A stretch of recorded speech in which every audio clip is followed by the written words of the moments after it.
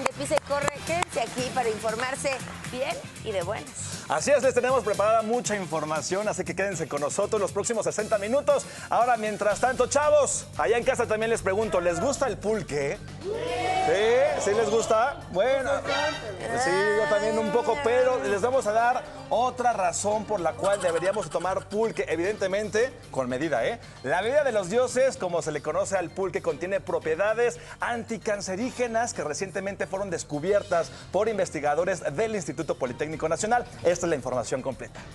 En la actualidad, se consume natural o curado, que se elabora agregando frutas como guayaba, plátano y fresa. En algunas ocasiones, también le ponen mazapán. Pero no solo eso. Investigadores del Instituto Politécnico Nacional y del Instituto Nacional de Investigaciones para la Alimentación de Francia descubrieron en el sedimento del pulque la bacteria ácido láctica Lactobacillus brevis, que son precisamente microorganismos que los clasificamos como bacterias acidolácticas. No son bacterias patógenas, son bacterias de las buenas, de las que nos ayudan. De hecho, si tú las consumes, te benefician en todo tu organismo y en tu sistema digestivo para tener una excelente digestión y aprovechamiento de los nutrientes de los alimentos. Además, la Lactobacillus brevis inhibe el crecimiento de células del cáncer de colon. A los estudios que tenemos te reporta que puede disminuir ese crecimiento hasta en un 40%, su velocidad de crecimiento, y eso es muy bueno. La investigación que se realizó en Anacamilpa, Tlaxcala, ahora busca pasar al siguiente nivel. Los resultados en conjunto pues nos han dado la perspectiva de poder hacer transferencias de tecnología. O sea, ¿a qué se refiere? A tener esto ya a nivel farmacéutico, a que se pueda vender y que las personas no vayan a la pulquería a consumir no sé cuántos litros de aislado, también bacterias que se separan del sedimento que se forma durante la fermentación para la obtención de la bebida alcohólica conocida como mezcal. Frente a un consumo de antibióticos, tú sabes que tu flora se destruye, tu flora microbiana se destruye y hasta puedes tener diarrea. Bueno, pues si tú tienes un Lactobacillus plantarum cuyo origen es del mezcal, y te protege y puede multiplicarse no obstante que tengas antibióticos. Es que esto que el otro salud. Exactamente. Estos son los periódicos más importantes de México y el mundo. Excelsior. Desvían dinero de Jalisco a campaña de Samuel García. Municipios y gobierno estatal involucrados. La Jornada. Récord de remesas entre enero y abril. Ingresaron 19% más que en el mismo periodo del año pasado. Reforma. Urgen a gobierno seguridad en elección. Crece la narcoviolencia. The New York Times. Los rivales de Nueva York agudizan los ataques en la carrera por la alcaldía. Así dan cuenta de los hechos que ya son parte de nuestra historia, los periódicos más importantes. Mientras tanto, y en más información, la Secretaría de Salud Federal reportó un ajuste de casos confirmados y defunciones de COVID-19. Reconoció que las cifras no se habían integrado y que estaban bajo la clasificación de sospechosos, por lo que en las últimas 24 horas se notificaron 4.272 decesos. El acumulado ya es de 227.840 defunciones en nuestro país. Esa es la razón por la cual preparamos esta gráfica, en donde ustedes pueden ver que ese incremento que tuvimos en la estadística acumulada de las defunciones por COVID-19 están prácticamente el 92% y por lo tanto la gran mayoría están ubicadas no solamente en el año 2020, sino además la gran mayoría de ellas se encuentran ubicadas en el principio de la ocurrencia de la pandemia. El expresidente Felipe Calderón dio a conocer en su cuenta de Twitter que se realizó una prueba de COVID-19 y que dio positivo. En su segundo mensaje aseguró que sus síntomas son leves y que se encuentra aislado y en reposo. En el mismo tuit hizo un llamado a salir a votar el próximo domingo. Oigan, y miren, también que iban en el centro de vacunación anticovid ubicado en el Pepsi Center, regresaron las largas filas y aglomeraciones. Hubo quienes esperaron hasta 2 horas para recibir su dosis de esta vacuna.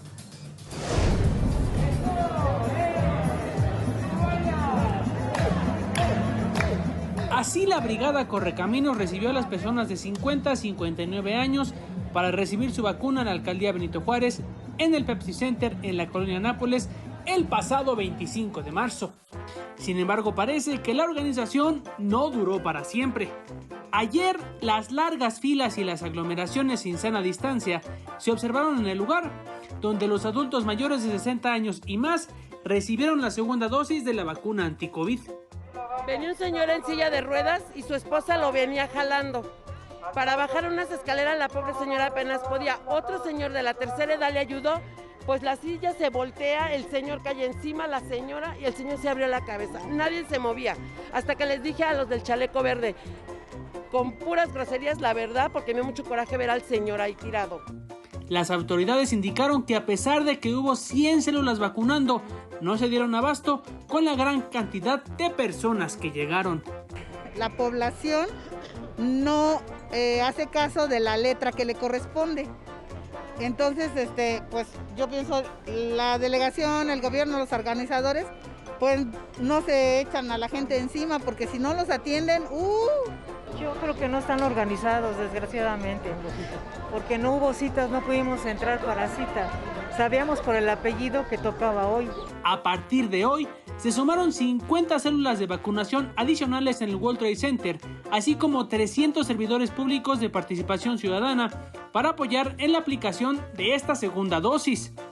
Mientras que para las personas que presenten problemas de movilidad, deberán ingresar por la calle Filadelfia. Por lo pronto, ayer cientos de personas quedaron inconformes. Es increíble que siendo para adultos mayores, personas que vienen en silla de ruedas, en andaderas, con bastones, tengan que hacer una fila de... kilométrica. Sí. Pésima organización, la primera organización estuvo fabulosa, hace el 30 de marzo estuvo muy bien, pero ahora el problema es que hicieron una sede de 3, antes estaba en la alberca olímpica, en el CUM, y ahora todos los juntaron aquí. Veremos cómo les va hoy. De Pisa y Corre, Jorge Gutiérrez Chamón.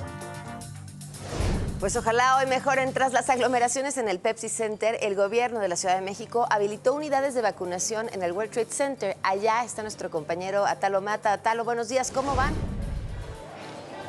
¿Cómo estás, Pamela? Muy buenos días. Pues sí, ya parece ser que se ha aprendido la lección de todo lo que ocurrió ayer con las aglomeraciones y la gente que trataba de entrar al mismo tiempo. Jonathan Ramos nos muestra ya esta otra entrada de la que estaban mencionando y que justamente pues ya se ha habilitado. Recordarás que sobre la calle Filadelfia hay unas salas, centros de exposiciones aquí en la colonia Nápoles, en el World Trade Center, que son las salas Maya, Olmeca y todas esas, donde hay centros de exposiciones, donde hay eventos magnos, y ahora se está aprovechando justamente esta entrada que es más amplia que la de Dakota, que está en la calle Dakota, que está aquí a la vuelta, donde está el Pepsi Center. Para que la gente no se vaya a confundir, sí sigue siendo aquí en el World Trade Center, en el Pepsi Center. Únicamente lo que cambió es la entrada, que ahora es por Filadelfia, donde la gente puede entrar. La que no tiene problemas de movilidad, que puede caminar perfectamente, puede entrar aquí por Filadelfia, y la que no, la que viene en silla de ruedas o la que trae un bastón, pues puede entrar por Montecitos, la calle Montecito, que es paralela a esta de Filadelfia. Así que el gobierno capitalino ha informado que se van a sumar 50 células de vacunación y 300 servidores públicos a la aplicación de esta segunda dosis a adultos mayores 60 y más en Benito Juárez. Es la información que les tengo, así que pues hasta ahorita sí está llegando mucha gente, pero está fluyendo bastante bien. Muy bien, gracias, Atalo, muy buenos días. Buenos días.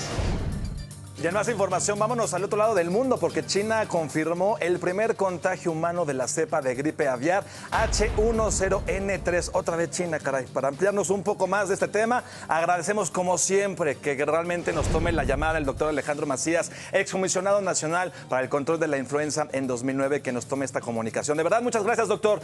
Y ahora, pues más que nada, preguntarle sobre este contagio de un animal a un ser humano otra vez. Sí, la influenza, los virus de influenza, buenos días, gusto estar con su auditorio. Los virus de influenza y los coronavirus tienen esa tendencia de brincar especies. Lo hacen de cuando en cuando, pero cuando brincan puede ser el inicio de una pandemia. Hay que decir que, por ejemplo, los virus H10, como el que se pudo demostrar en un ser humano, nunca han dado una pandemia. Las pandemias han sido por H1, H2 o H3. Yo creo que es poco probable que esto vaya a dar una pandemia, pero siempre que hay un nuevo virus de influenza, pues se prenden las alarmas para incrementar la vigilancia y precisamente poderlo detener a tiempo y que no ocurra lo que nos ocurrió con esta pandemia de coronavirus. Doctor, ¿por qué en este caso no sería probable que pudiera darse otra pandemia por esta variante y qué es lo que lo hace o por lo menos nos da más paz? Sí, primero, nunca ha habido una pandemia por un virus H10. Eso no quiere decir que hay que confiarse. También estamos, acuérdense, esperando desde el año 2003, 2004, la pandemia por H5N1, que es otro virus muy patógeno. Este no es tan malo, el H10. Okay. Y nunca ha habido una pandemia por un virus H10, ni por un virus H5. Puede ser, sin embargo, cuando hay un virus nuevo, siempre existe la posibilidad de que se pueda desencadenar un contagio entre las personas que no conocen, digamos, no conocemos ese virus porque nunca lo hemos tenido, como no tenemos defensas, se puede teóricamente generar una pandemia. Es poco probable porque se le detectó a tiempo, se detectó en solo un paciente y es muy poco probable que se vaya a diseminar a otros. No pasó lo mismo, por ejemplo, con el coronavirus en Wuhan, que cuando se dieron cuenta ya había habido, no reaccionaron a tiempo y ya se había contagiado en medio mundo y ya había salido de Wuhan. Perfecto, entonces no hay que alarmarnos, solamente hay que ocuparnos de la situación. En otros temas, doctor, el regreso a clases, los padres de familia, hay unos que se iban a mandar a sus hijos, otros que dicen que no. ¿Están dadas las condiciones con la vacunación de los maestros para que los padres de familia tengan la confianza de enviar a sus hijos otra vez a las escuelas? Sí, mira, el riesgo cero no existía, pero en este momento la incidencia es baja, la tasa de positividad de pruebas es baja también, o sea, para cada prueba positiva hay por lo menos ya unas 10 negativas alrededor de eso, dependiendo de los lugares de la República.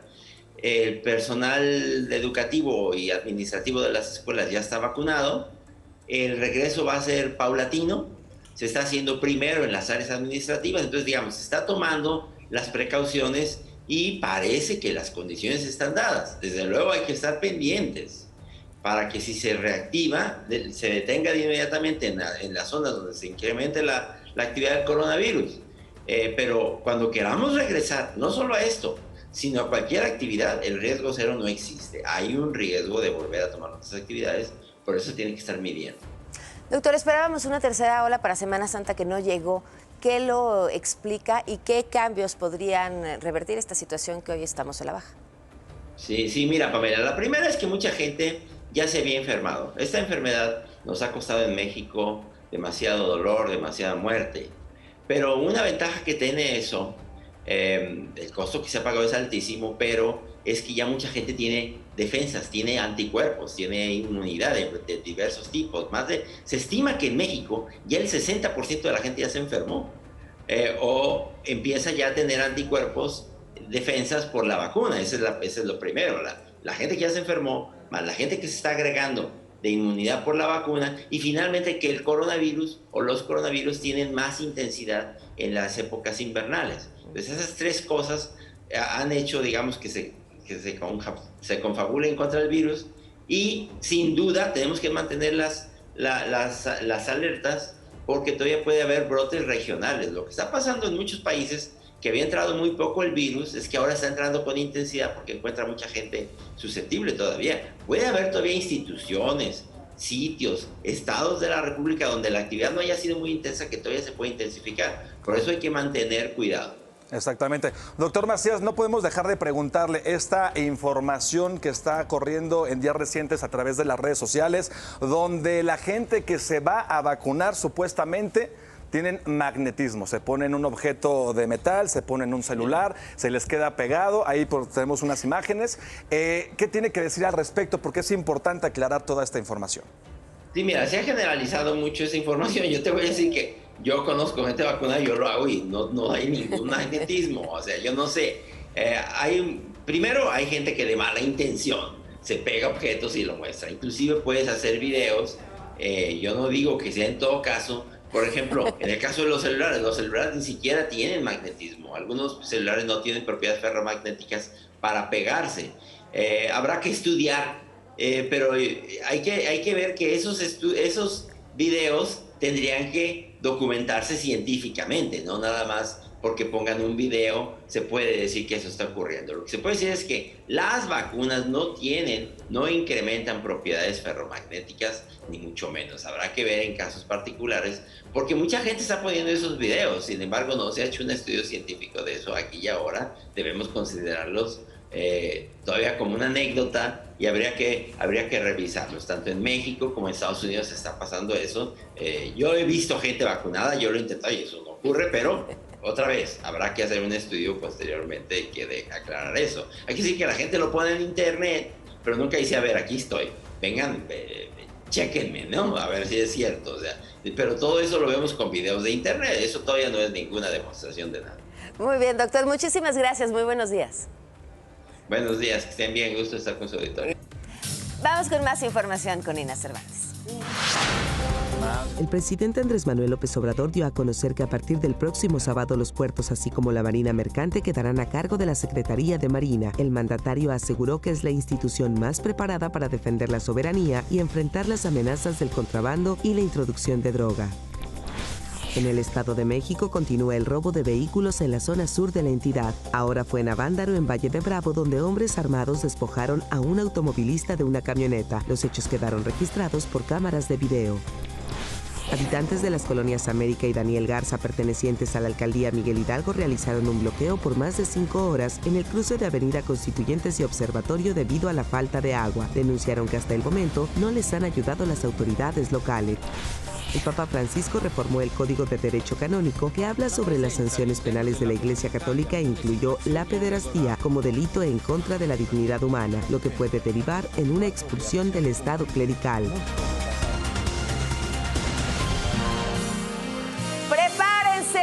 Pónganse de gala, sus mejores ropas. Por quinta semana consecutiva llega la entrega menos esperada por los partidos políticos, pero más esperada por nosotros, Marolo. ¡Así es! Toca el chorizo de oro, el galardón que premia a los peores choros en las campañas electorales. Sí, señor, que sigan los aplausos, caray, muchachos. lástima que ya hoy es el último día, se acaba el 20, pero bueno, que comience la premiación a lo más ridículo de los candidatos. Vamos con la primera categoría, Manolo. Así es la de Quiero ser tu héroe.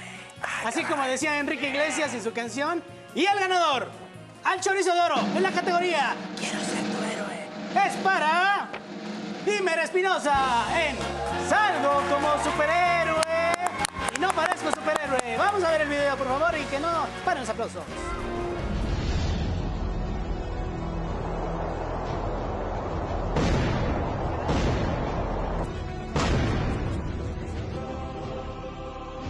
Vota, Movimiento Ciudadano. ¡A Caracas! Aquí lo inventaron. ¿Quién iba a imaginar que un partido político iba a crear una campaña alrededor de unos tenis? Sí, no, qué cosas. Vamos con la siguiente y está dedicada al canto. Al canto. Wow. Es la categoría Mis tíos mintieron al decirme que canto como jilguero. Ok. Y el chorizo de oro es para, redoble por favor, Carlos Morales y el Sebasta Tuxtla Gutiérrez Chiapas. ¡Corre video! ¡Aplauso! Bueno, es lo que hay, es lo que hay, muchachos. Hasta calor me dio. Tenemos otro premio más dedicado a los jóvenes votantes, ¿no? Ah, sí, en la categoría Como Chabelo, soy amigo de todos los niños. ¡Vota por mí, cuate! El ganador es el precandidato a diputado federal, Saúl Castañón. ¡Aplausos, por favor! ¡Aplausos! Vamos a ver el video, por favor. Cheque, lo tienes que lanzar, pero ya ves que lo enderezas así. Cuando lo jalas, lo dejas así acostado, para que cuando estires la cuerda, pase esto.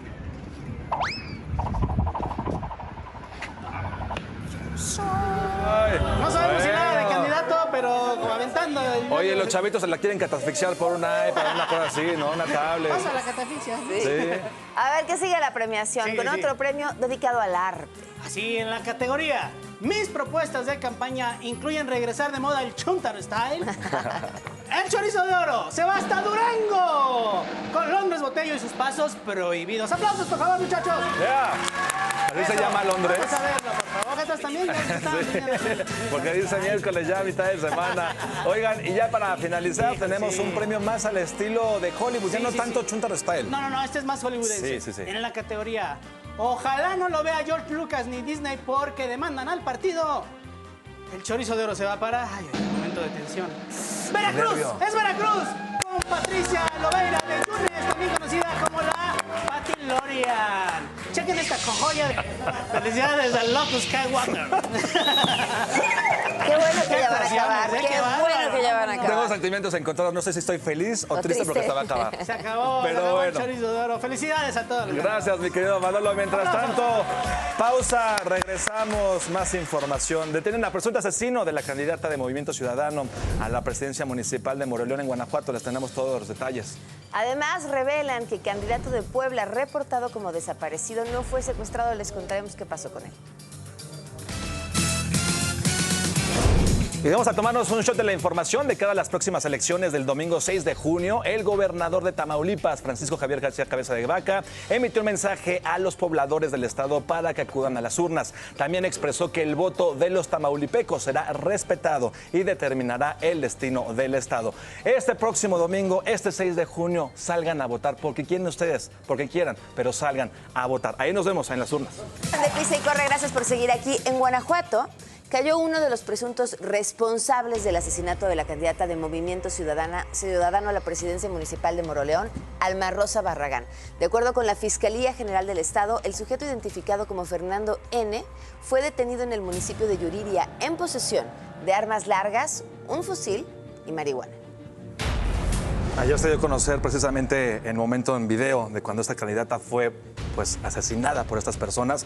Por respeto a ustedes, por respeto a la familia de la candidata, decidimos no pasar este video. Mientras tanto, la Fiscalía General de Querétaro reveló que el candidato del Partido Verde Ecologista de México a la presidencia municipal de Acajete de Puebla, Porfirio Lima Cervantes, pues no fue secuestrado como inicialmente se reportó, sino que el político habría permanecido en un hotel de la entidad desde el fin de semana utilizando un alias. Ante esta situación será investigado por falsedad de declaraciones. Falsedad de declaraciones es bote. Continuamos con eso. Vamos con la editorial de Pamela Cerdeira.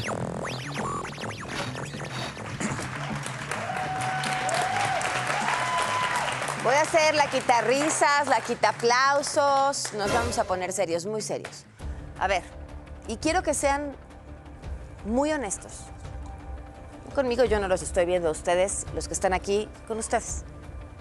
Todos hemos escuchado alguna vez sobre la violencia sexual en contra de niñas y niños. Es más, si yo pidiera que en este momento las personas que se encuentran aquí conmigo en este foro levantaran la mano, no lo hagan, pero si se los pidiera, quien haya sido víctima de algún tipo de agresión sexual en la infancia, yo podría apostarles que al menos una cuarta parte de los que estamos aquí tendría una historia que contar.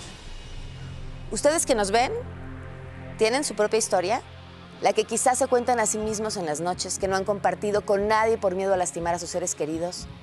Esas, lamentablemente, son las historias de todos los días. Lo que les voy a platicar ahora es todavía peor. Si es que peor, es una categoría existente en un delito de por sí ya infame. Esto se desprende del informe presentado por la ODI, que es la Oficina Defensora de los Derechos de la Infancia. El informe se llama Es un secreto.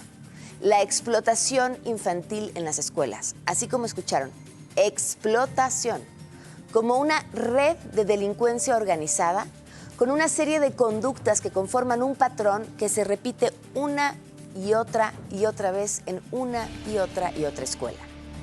La ODI ha representado legalmente a lo largo de los años a niños y niñas víctimas de abuso y después de muchos años se dieron cuenta que había patrones que se repetían en algunas escuelas que no coincidían con el típico caso de un abuso sexual, una sola persona adulta atacando a un menor, sino que se trataba de varias personas al interior de la escuela, involucrados en una serie de comportamientos como sacar a los niños de la escuela, sedarlos, grabarlos o tomarles fotografías, tocarlos o obligarlos a tocarse, un maestro exhibiéndose ante ellos, golpes y una larga lista de etcéteras que voy a omitir porque no quiero arruinarles el día.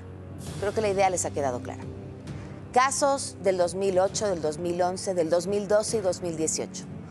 Cuando deciden rascarle a ver si había más historias similares en México a través de recomendaciones, encontraron 18 casos, 18, en 7 estados de la República, la mayoría en Ciudad de México. Después Jalisco, Estado de México, Oaxaca, Morelos, San Luis Potosí y Baja California. 18 casos. En 3 escuelas en donde se agredieron a los niños en grupo.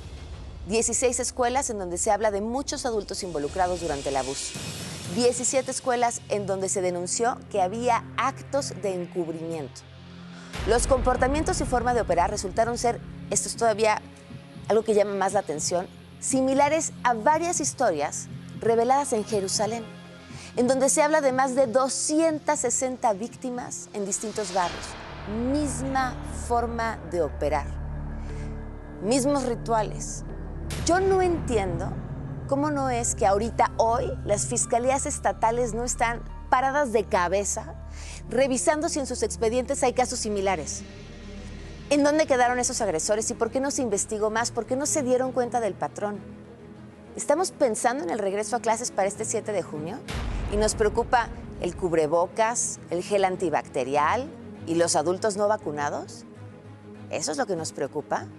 ¿O este reporte tendría que ser suficiente para que la Secretaría de Educación Pública y las secretarías locales voltearan la mirada y las interrogantes a una parte de la delincuencia organizada que es tan atroz que ni siquiera la mencionamos o hablamos de ella? Olvidé decirles algo sobre este reporte.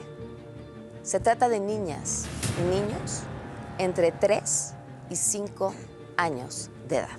Más adelante hablaremos más de esto.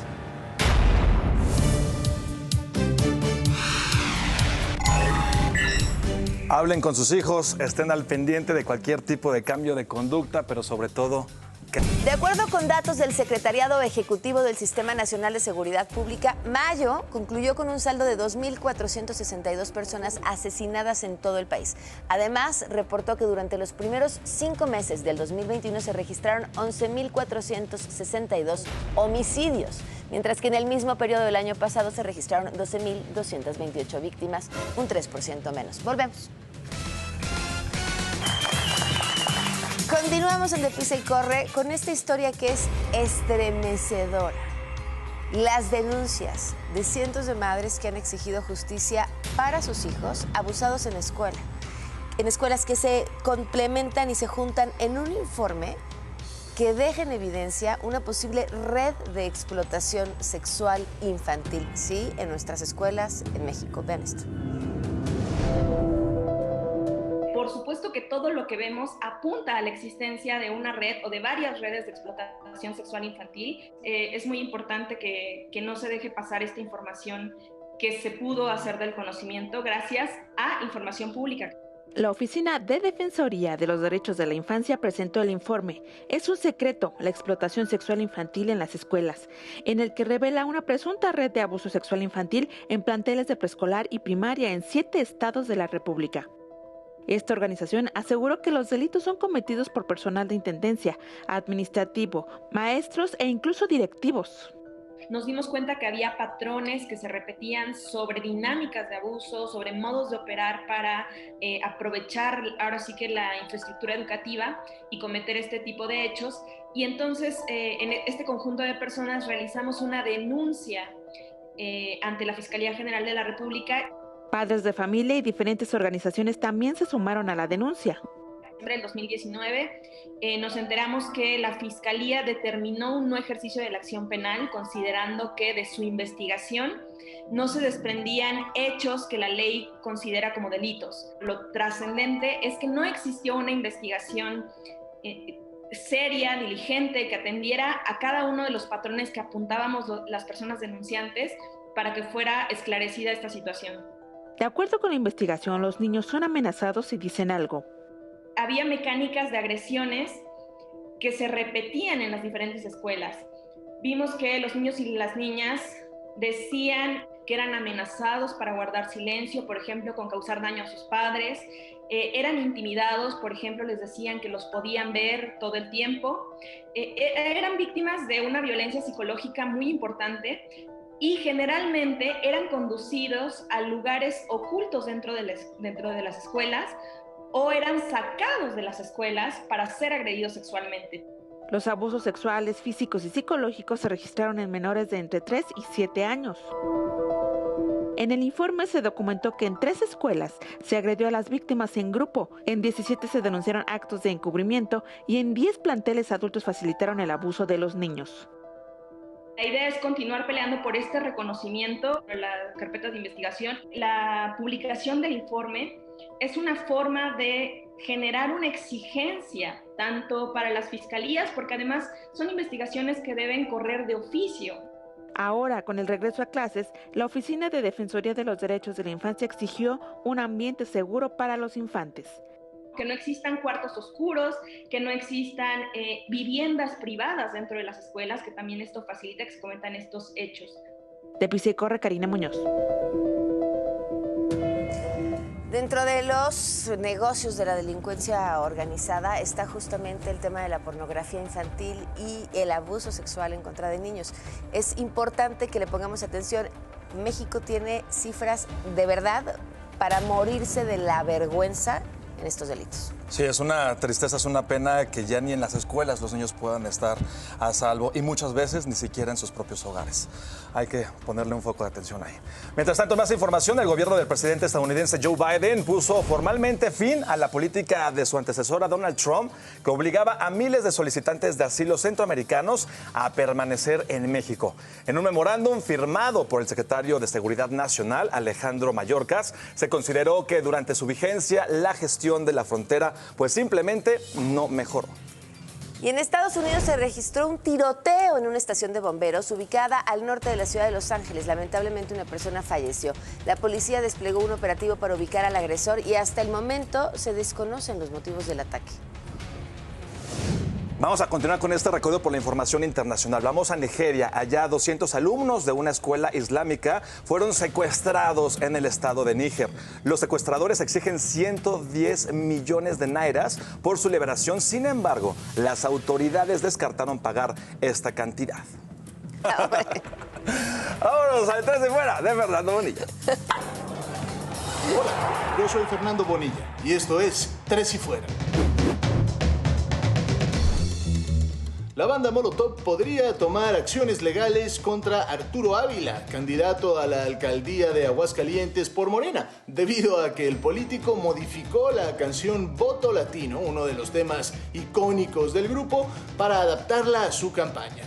Y es que no hay nada más patético que un político chavorruco haciéndose el rockero. ¿Qué onda, banda? ¿Cómo están? Voten por mí, yo soy chido, yo soy de barrio, yo soy raza, yo soy bien darks, solo que quiero vivir del erario.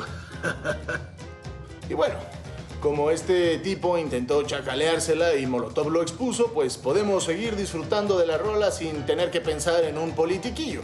No así con la producción de Genitalica y Control Machete, por ejemplo, que fueron agarrados a billetazos por Samuel García. Chale, ojalá que hayan vendido caro su amor. Circula un video en el que un hombre disfrazado con una botarga de Felipe Calderón... Me informan que sí era el verdadero Felipe Calderón quien invita a votar por el PAN. Sí, partido del que se salió y al que después regresó para aliarse con el PRI. Todo esto para, según él, salvarnos de la dictadura. ¿Y a poco ustedes sí creen que vivimos en una dictadura? Hola, soy tu opositor de confianza y te quiero decir que hoy voy a estar en 9 programas de televisión, 3 programas de radio y 15 podcasts para presentar mi libro La censura en México, donde analizo cómo el gobierno silencia la voz de sus opositores. También pueden leer mi columna en 4 diarios de circulación nacional y 3 revistas. La Organización Panamericana de Salud informó que entre el 60 y el 70% de las enfermedades que afectan a los seres humanos tiene un origen animal. Por ello, alertó de los riesgos de aparición de posibles futuras pandemias debido a la deforestación, el comercio de la vida silvestre y la cría de animales. Así que ya lo saben, algo que podemos hacer para reducir el riesgo de volver a embarcarnos en una maldita pandemia es bajarle drásticamente o eliminar del todo nuestro consumo de animales.